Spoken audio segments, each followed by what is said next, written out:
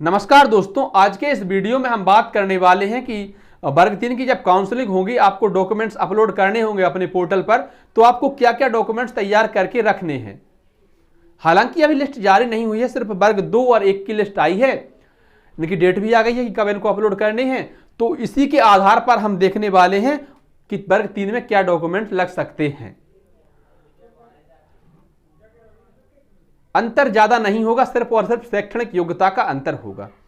चलिए इसको हम पढ़कर समझते हैं। आपको बगल में लिस्ट भी दिखती जाएगी, तो आप भी पढ़ सकते हैं। बाकी मैं सुना तो रहा कि दस्तावेजों का विवरण अभ्यर्थी द्वारा अपलोड किए जाने वाले दस्तावेज उच्च माध्यमिक शिक्षक पद हेतु, मतलब वर्ग 1 के लिए हम देखने वाले हैं, और यही वर्ग 2 के लिए होंगे, यही वर्ग 3 के लिए होंगे। अंतर सिर्फ कितना क्या होगा, शैक्षणिक योग्यता।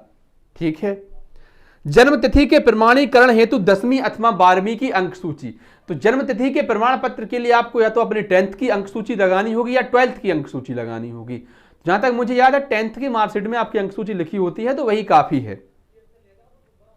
स्नातक उपाधि की तीनों वर्षों या प्रत्येक सेमेस्टर की सूची, मतलब कि ग्रेजुएशन जिसने ईयरली की है उसको तीनों वर्षों की अपनी अंक सूची अपलोड करनी होगी। जिसने सेमेस्टर वाइज की है उसको सभी 6 सेमेस्टर की सूची अपलोड करनी होगी। तो पैनिक होने की जरूरत नहीं है कि हमारी ईयरली है या हमारी सेमेस्टर वाइज है। कोई भी आप कैसी भी आपने ग्रेजुएशन करी हो, मार्कशीट आपको सभी अपलोड करनी है, प्रत्येक सेमेस्टर या ईयर की। ठीक है भाई, आगे बढ़ते हैं। स्नातकोत्तर उपाधि की दोनों वर्ष या प्रत्येक सेमेस्टर की अंक सूची, जिसने पोस्ट ग्रेजुएशन की है उसको अपनी दोनों वर्ष की अंक सूचियां अपलोड करनी है, या सभी चारों सेमेस्टर की सूचियां अपलोड करनी है। हालांकि ग्रेजुएशन और पोस्ट ग्रेजुएशन वर्ग 3 में तो मांगी ही नहीं गई है, तो उनको तो ये सब करने की जरूरत ही नहीं है। खैर आगे बढ़ते हैं। आरक्षण का लाभ प्राप्त करने वाले अभ्यर्थी अनुसूचित जाति, जनजाति, अन्य पिछड़ा वर्ग, आर्थिक रूप से कमजोर प्रवर्ग जो भी लागू हो से संबंधित जाति प्रमाण पत्र जो मध्य प्रदेश के सक्षम अधिकारी द्वारा जारी वैध या नवीनतम डिजिटल प्रमाण पत्र हो। यह बहुत मुद्दे की बात है। जो भी आरक्षण की श्रेणी में आते हैं उनको अपना आरक्षण के लिए जाति प्रमाण पत्र जो है अपलोड करना होगा। पर ध्यान रहे, चिंता यहां है कि जाति प्रमाण पत्र अपना नया डिजिटल वाला कि पुराना वाला भी चल जाएगा, ये मुद्दे की बात है। मतलब कि क्योंकि जब पहले बने थे तो कागज पे बन गए थे वो नॉर्मल, अब डिजिटलाइजेशन हो गया, तो क्या डिजिटल वाला चलेगा कि पुराना वाला चल जाएगा। इसको आप पॉइंट्स को ध्यान से पढ़िए और आप इसमें पाएंगे कि ओबलिक बीच में लगा हुआ है। कैसे, जैसे दूसरा पॉइंट देखिए, जन्म स्नातक उपाधि की तीनों वर्षों या प्रत्येक सेमेस्टर की अंक सूची, मतलब बीच में ओबलिक का मतलब यह होता है कि जो भी लागू हो। अगर आपके पास ईयरली है तो ईयरली की अपलोड कीजिए, अगर आपके पास सेमेस्टर वाइज है तो सेमेस्टर वाइज की अपलोड कीजिए। वही यहां है। अगर आपके पास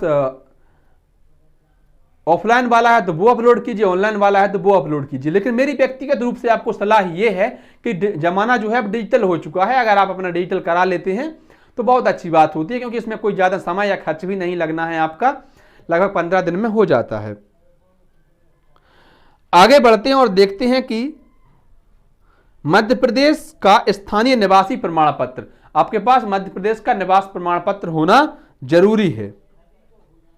अतिथि शिक्षक अनुभव से संबंधित सक्षम अधिकारी द्वारा जारी प्रमाण पत्र, अगर आप अतिथि शिक्षक हैं तो आपको सक्षम अधिकारी द्वारा प्रमाण पत्र, अनुभव प्रमाण पत्र जारी किया जाएगा, वो आपके पास होना चाहिए।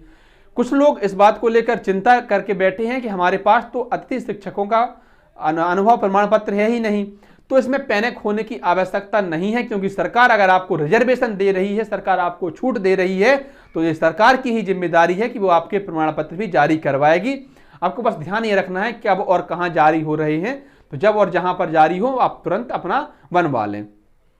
ठीक है, आगे बढ़ते हैं।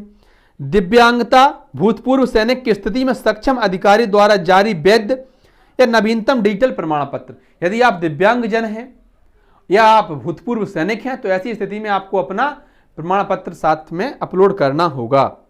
बीएड की अंक सूची सभी सेमेस्टर या वर्षों में, बीएड की आपको अंक सूची अपलोड करनी है। वहीं अगर आप वर्ग 2 या वर्ग 3 में हैं तो आपको जो है डीएड की अंक सूची अपलोड करनी है, या डीएलएड जो भी आपने किया हुआ है।